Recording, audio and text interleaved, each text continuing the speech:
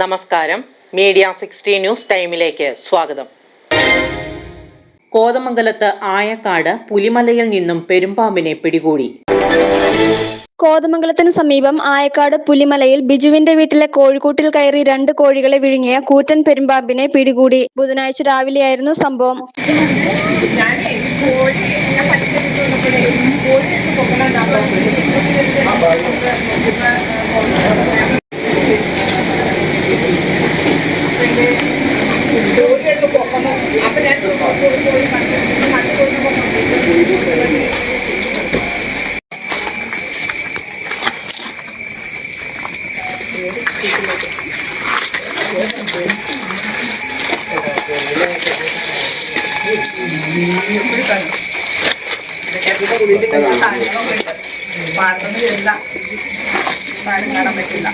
കോഴികൾക്ക് തീറ്റ നൽകാനെത്തിയ വീട്ടമ്മയാണ് കോഴിക്കൂട്ടിനുള്ളിൽ പെരുമ്പാമ്പിനെ ആദ്യം കണ്ടത്.